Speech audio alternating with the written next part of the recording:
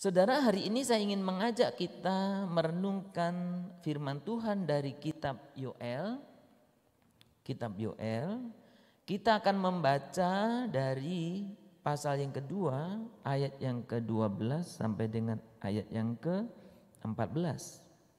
Kitab Nabi Yoel, pasal yang kedua, ayat 12 sampai dengan 14. Kalau sudah mendapatkannya, demikian saya membacakan bunyi firman Tuhan. Tetapi sekarang juga demikianlah firman Tuhan. Berbaliklah kepadaku dengan segenap hatimu, dengan berpuasa, dengan menangis, dan dengan mengaduh. Ayat 12. Koyakkanlah hatimu dan jangan pakaianmu.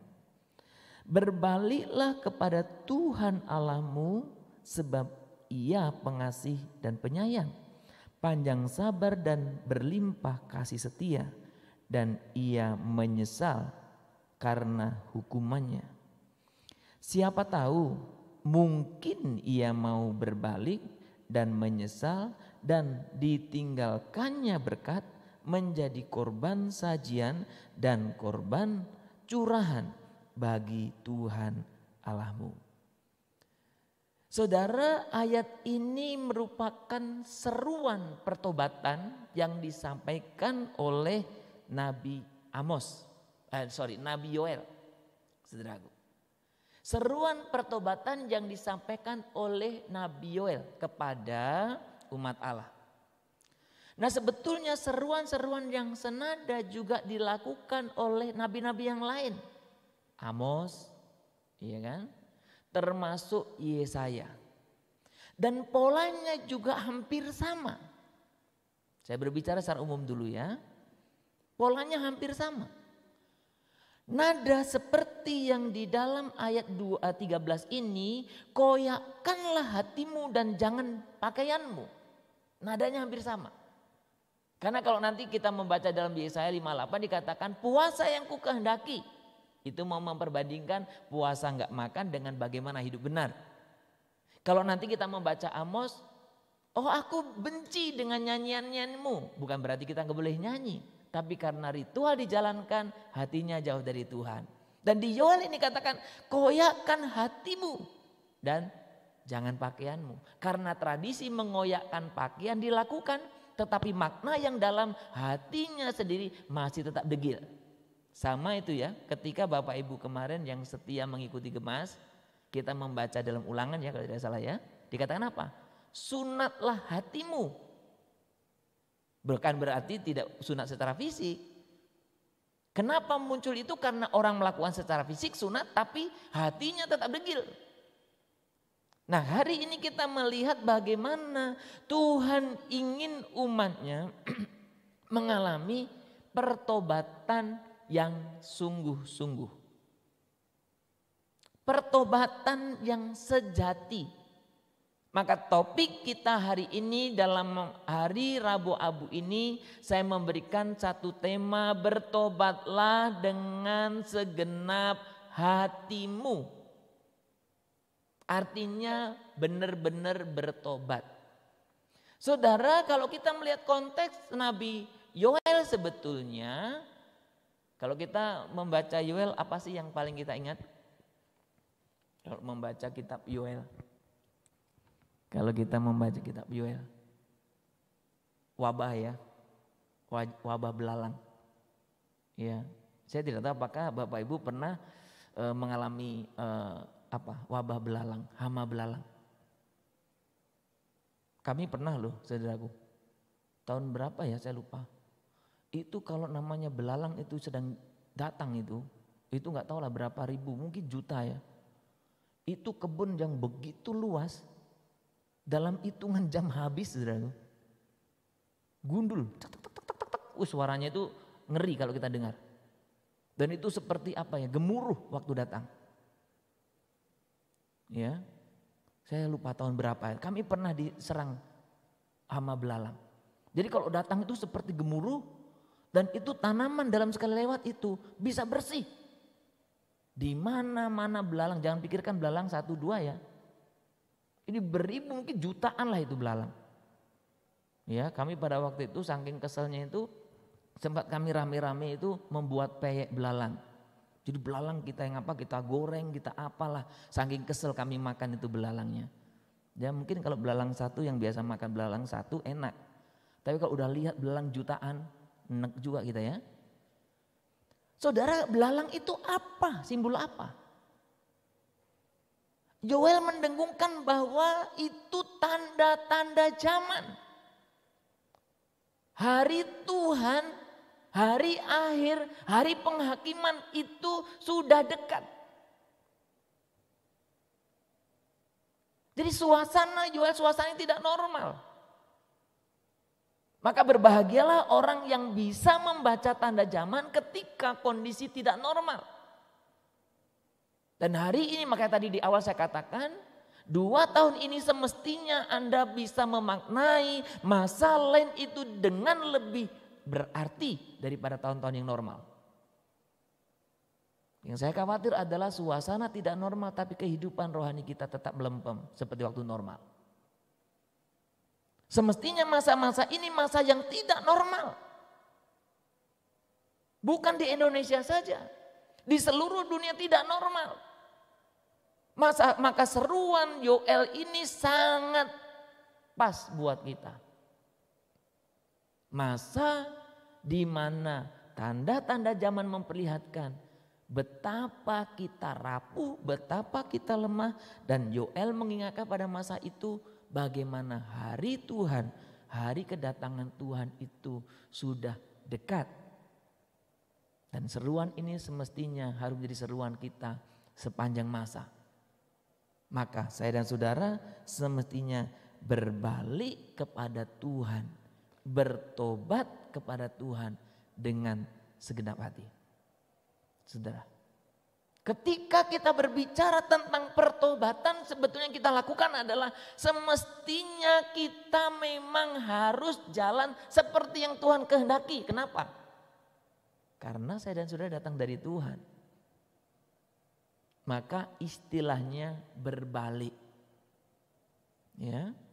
Maka istilahnya berbalik.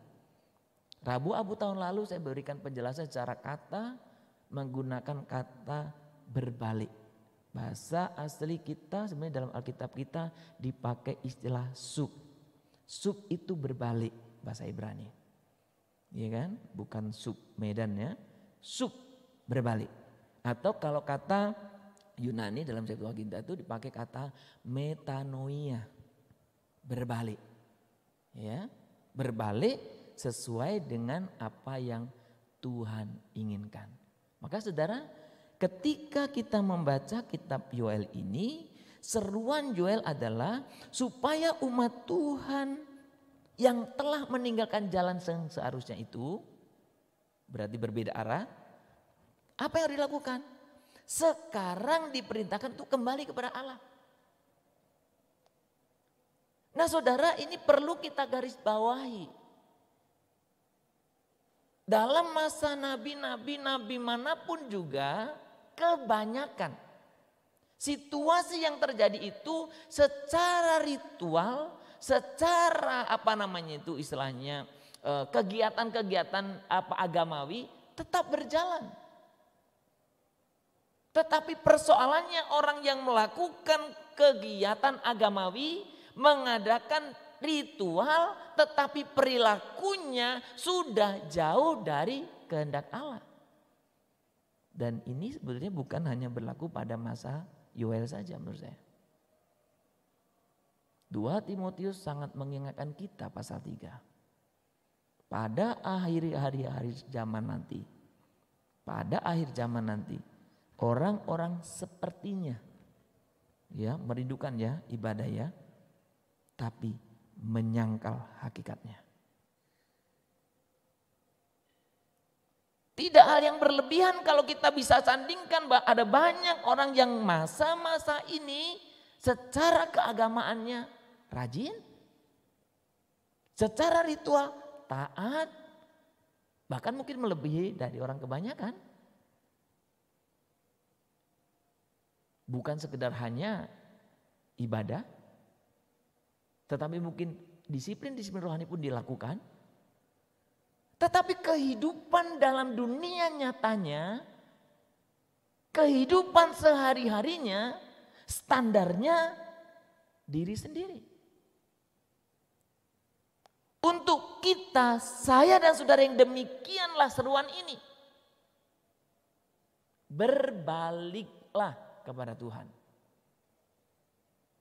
Berbaliklah kepada Tuhan.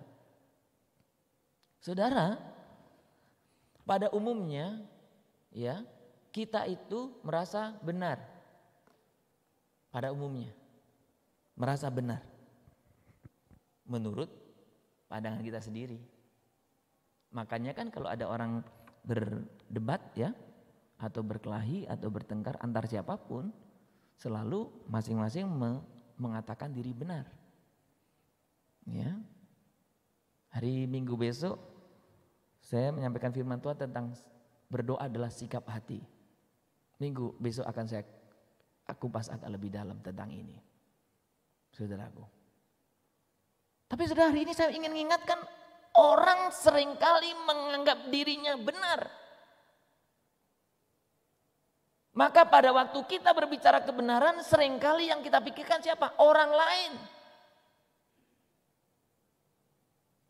Saudara, semestinya ketika kita melihat, belajar, membaca atau mendengar kebenaran, yang kita koreksi terlebih dahulu adalah diri sendiri. Orang lain Pak, dialah koreksi diri sendiri. Kita paling rajin koreksi orang lain. Diri sendiri. Udah seperti apa rupanya dirimu? Sudah seperti apa rupanya diri saya? Saudara, jangan selalu ketika kita selalu menyalahkan orang lain, ketika selalu kita merasa benar, maka kita merasa tidak perlu bertobat, bukan? Benar kan? Orang yang merasa benar kan gak memerlukan pertobatan. Merasa benar itu padahal belum tentu benar. Atau boleh dikatakan merasa benar berarti salah itu. Orang merasa benar. Betul? Ya. Jadi Bapak Ibu, ketika kita merenungkan firman Tuhan ini, saudara, yang kita perlu bersama-sama koreksi adalah diri sendiri. Jadi Bapak Ibu yang di rumah yang ketepatan sedang bersama-sama dengan suami, istri, anak-anak, koreksi dirimu sendiri. Tidak usah lihat yang lain, diri sendiri. Karena firman Tuhan ini menyapa engkau pribadi, lepas pribadi. Saudara, saya pada waktu merenungkan, mempersiapkan bagian ini, saya semakin melihat bahwa ada banyak hal dalam diri saya yang perlu saya perbaiki. Yang membutuhkan pertobatan. Oh saudara mungkin berarti pendeta belum bertobat. Kita kan paling gampang gitu ya. Percuma dong pendeta belum bertobat. Saudara, kita semua memiliki dosa masing-masing. Dan seruan Tuhan ini buat saya dan Anda. Bertobat. Karena ketika kita merasa benar, kita nggak membutuhkan pertobatan. Jadi Tuhan mengendaki pertobatan yang radikal. Apa maksudnya? Pertobatan yang radikal itu artinya pertobatan yang betul sampai ke akarnya. Nah, maka kadang-kadang saudaraku, ketika kita melihat pertobatan, kita kadang-kadang tergoda oleh ritual. Ritual yang saya maksud gini. Kita kaitkan dengan abu, karena orang waktu itu kalau apa istilahnya menyasakan pertobatannya itu dikoyakkan bajunya, dikasih abu. Yang kelihatan dia bertobat ya. Karena kita lihat sampai ngoyakkan baju, sampai ngasih abu kepalanya. Pertanyaannya apakah hatinya bertobat? Oke, mungkin tradisi itu enggak ada sekarang kan? Yang paling gampang sekarang yang kita lihat. Orang menyesal. Menangis. Sampai akhirnya mungkin berember-ember air matanya. Wah, kita lihat betul-betul dia luar biasa, dia betul-betul menyesal. Yakin kita. Apakah saking karena kencangnya nangis berarti dia betul-betul menyesal, bertobat? Terus si A, si B, si C enggak nangis, dia enggak menyesal, dia enggak bertobat? Nanti dulu. Karena yang di luar itu enggak memperlihatkan apa-apa. Inilah yang terjadi kenapa Tuhan ingin bertobatlah dengan segenap hati. Berbalik dengan segenap hati. Koyakkan hatimu, jangan pakaianmu. Sunatlah hatimu, bukan fisikmu. Yang Tuhan inginkan satu penyesalan, satu pertobatan yang radikal. Dari akar sampai ke akar. Maka di dalam Yoel tadi, Yoel 2 ayat 20, berbaliklah kepadaku dengan segenap hatimu. Saudara, dalam gambaran Alkitab, seringkali sesuatu untuk mewakili keseluruhan sebetulnya. Hati itu sama dengan jantung, ya kan? Jantung itu berarti sama dengan, ya hati lebih cenderung jantung ya, karena kalau kita menggambarkan hati kan sering gambarnya bukan liver kan, gambarnya heart itu kan jantung kan, jantung ya, makanya gambarnya seperti hati itu kan, pusat hidup. Pusat hidup ini apa berarti? Ya mewakili kita. Ya, jadi kalau berbicara segenap hati berarti apa? Segenap hidup kita. Ya. Segenap hidup kita. Maka pada waktu saya mempersiapkan salah satu topik ketika saya diminta khotbah tentang bagaimana keselamatan itu mengubah hidup kita, itu mengubah total hidup kita. Dari intinya. Maka kalau kita menyesal juga harusnya dari dalam kita. Dari core hati. Ya memang bertobat hati kadang-kadang diekspresikan dengan menangis, boleh. Tapi tidak bisa kita ukur, kalau menangisnya kencang berarti hatinya tobat kali. Enggak juga. Ya, nangisnya doang kencang selesai itu bengal lagi, ada juga. Ya, tapi jangan menghakimi ya. Nanti ada orang menangis sedikit, itu enggak guna nangis, jangan gitu juga ya. Jangan. Yang saya ingin tekankan adalah yang Tuhan kehendaki bukan yang fisik-fisik itu. Jadi bukan mengoyakkan baju, ngoyakkan hati. Bukan sunat fisik, sunat hati. Saudaraku. Jadi perubahan dari dalam. Kenapa? Itulah pusat kehidupanmu. Maka saya coba tampilkan gambar yang di PowerPoint saya itu. Jadi kalau kita bertobat itu mulai dari diri kita. Berarti mulai dari cara pandang kita juga bertobat nantinya. Apa yang kita percaya sebagai satu kebenaran juga berubah. Apa yang kita percaya sebagai satu yang baik dan paling baik juga berubah. Dan akhirnya nampak di mana? Apa yang kita lakukan? Behavior kita. Bapak Ibu, harapan saya kelas-kelas sel group kita menjadi kelas yang penuh dengan kesaksian pertobatan. Harapan saya sel group kita menjadi tempat di mana kita cerita banyak bagaimana kita mengalami perubahan hidup. Dan saudara sekali lagi, lihatlah diri sendiri. Karena ada banyak orang lain menghabiskan tenaga, pikiran, menghakimi orang lain.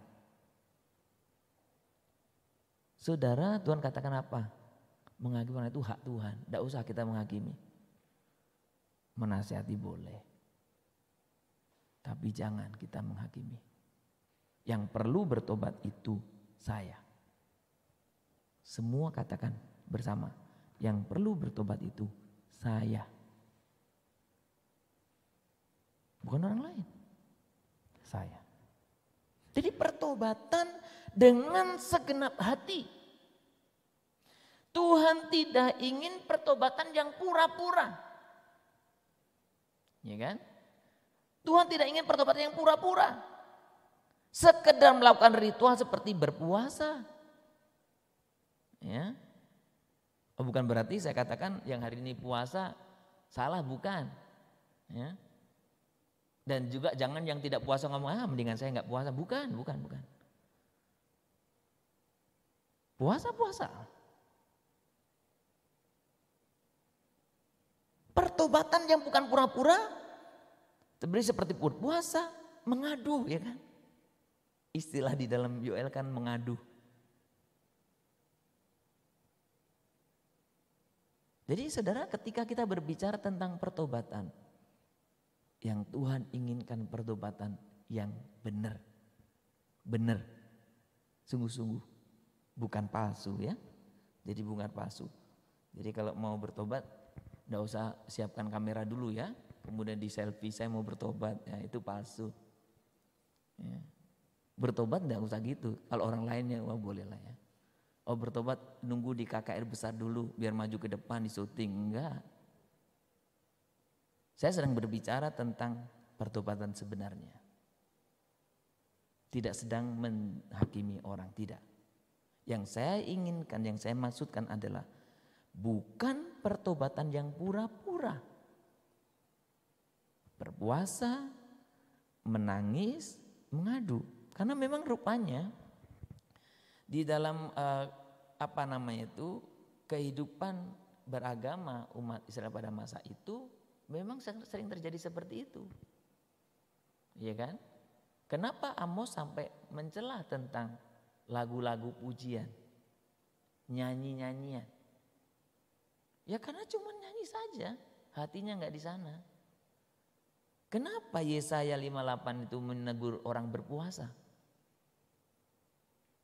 Ya, maka awalnya saya mau membahas ayat itu Yesaya 58, tapi saya pikir kalau kita jarang berpuasa jangan dibahas ayat itu, nggak cocok. Kita nggak puasa. Oh syukurlah untung aku nggak berpuasa. Berarti puasa nggak makan itu salah ya? Bukan. Yesaya menegur itu karena Israel taat berpuasa. Tetapi hatinya jauh dari Tuhan. Gitu. Jadi sekali lagi bukan karena kita tidak boleh melakukan hal-hal yang dalam pengertian yang ritual itu bukan. Tapi yang Tuhan inginkan sikap hatimu. Maka hari ini tema yang kita angkat, bertobatlah dengan segenap hatimu.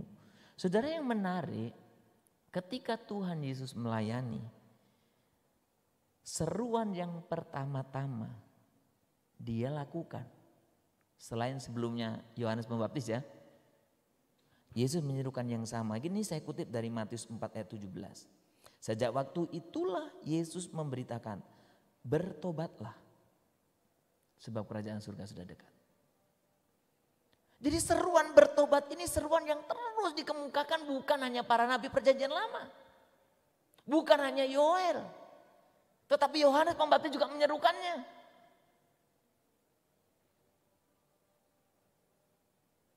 Dan Yesus pun menyerukannya. Bertobatlah. Yohanes Pembaptis, bertobatlah, beri dirimu dibaptis. Waktu itu. Tapi kan ketika ada prajurit-prajurit bertanya, jadi kalau kami ini apa yang harus kami lakukan? Yohanes jawab, jelaskan. Kamu cukuplah dengan gajimu, jangan suka merampas, katanya kan. Dia masing-masing bertanya, orang bertanya bagaimana? Pertobatan yang benar, yang sungguh-sungguh, yang dari akar yang Tuhan inginkan. Berarti konsisten. Dari masa Musa. Termasuk nabi-nabi tadi kita bicara Yesaya, Amos, Yoel. Termasuk Yohanes Pembaptis. Termasuk Tuhan Yesus pun menyerukan pertobatan. Saudara, ketika kita berbicara pertobatan, yang perlu kita lakukan adalah pengakuan jujur sebagai orang berdosa yang memerlukan pengampunan dosa. Jujur. Karena gak jujur pun Tuhan tahunya sebetulnya. Tapi Tuhan ingin kita jujur. Saudara, saya membayangkan seperti ini. Dalam keluarga ya, mungkin contohnya kepada anak-anak ya, yang paling gampang. Kadang anak-anak itu suka kadang-kadang ya, anak-anak kecil kadang suka ya, entah berbohong atau apa ya. Orang tua sebenarnya tahu atau tidak? Ya. Kebanyakan orang tua tahu. Kebanyakan. Tetapi kenapa orang tua diem? Karena orang tua tunggu anaknya bilang, "Pak, tadi saya ambil ini ya, maafin saya. Pak, saya tadi bohong ya, maafin saya." Jadi yang Tuhan inginkan dari saya dan saudara, akui jujur di hadapan Tuhan. Tuhan, saya ini seperti ini loh. Tidak usah cari pembenaran dari orang lain. Tidak perlu. Tuhan, ini saya. Saya orang berdosa. Saudara, saya tidak pernah bosan menyampaikan berulang-ulang dari mimbar ini. Ketika saya menyanyikan tentang kebaikan Tuhan, saya tidak pernah bisa tahan diri untuk tidak mengeluarkan air mata. Karena saya menyadari betapa banyak dosa saya. Bukan dulu, tapi nyaris saya setiap hari juga tidak pernah lepas dari kesalahan dalam hidup saya. Saudara, makanya John Wesley atau Methodist memberikan satu ruang khusus dalam ibadah kita. Ada doa pengakuan dosa. Yang sekalipun ketika dijalankan, saya tidak pernah lihat. Tanpa niat menghakimi ya. Biasa saja kayaknya datar. Padahal doa itu dalam liturgi kita, dan memang masa-masa pandemi ini kita cut ya. Oh ada masa minggu lalu ada pengakuan dosa ada masih ditulis. Apakah kita mengaku dosamu pribadi? Bukan tulisan itu, dosamu pribadi, dosaku pribadi. Sebagai pria, sebagai suami, sebagai papa, engkau sebagai wanita, sebagai istri, sebagai mama, kita yang masih muda sebagai pribadi, apakah kita mengakui? Jadi di masa Rabu-Abu ini yang Tuhan butuhkan dari saya dan saudara, jujur, Tuhan, saya orang berdosa. Saya membutuhkan, memerlukan pengampunan dosa. Inilah langkah awal kita. Saudara, saya rindu nanti 40 hari lamanya. Tadi di link yang kita bagikan di grup, Bapak Ibu boleh klik yang renungan harian, itu yang sudah khusus renungannya saja, Bapak Ibu baca. Ya, saya tahu Bapak Ibu cepat bacanya, tapi nggak usah sekali selesai, sehari-sehari, ya sabar, sehari renungkan ya, jangan nanti udah baca renungannya Pak, sudah, kapan? Udah selesai kemarin pertama, ya nggak usah lah ya, sehari-sehari. Sampai 40 hari. Jadi kita baca bersama-sama. Belajar bagaimana kita boleh menyadari kehidupan kita yang tidak berkenan di hadapan Tuhan. Saudara, ketika kita mau bertobat, jangan tunggu waktunya. Nanti. Bertobat itu hari ini. Di dalam 2 Korintus 6 ayat 2 dikatakan gini. Sebab Allah berfirman, pada waktu aku berkenan, aku akan mendengarkan engkau. Dan pada hari aku menyelamatkan, aku akan menolong engkau. Yang berikutnya perhatikan baik-baik. Sesungguhnya waktu ini adalah waktu perkenanan itu sesungguhnya hari ini adalah hari penyelamatan itu.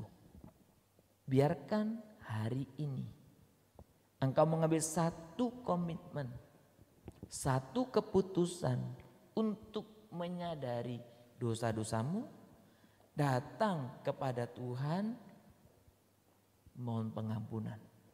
Dan biarkan kita memakai hari lepas hari selama 40 hari ini menjadi momen yang istimewa. Untuk kita boleh terus mengoreksi diri kita. Untuk hidup berkenan di hadapan Tuhan. Saudara, saya dan saudara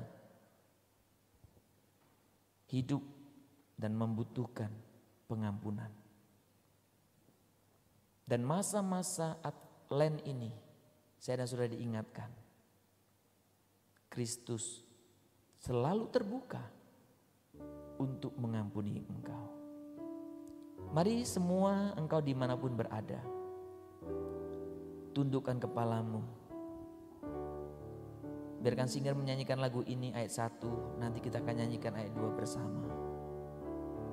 Kita pandang salib Yesus. Karena dosa saya dan saudara, Tuhan sudah disalibkan.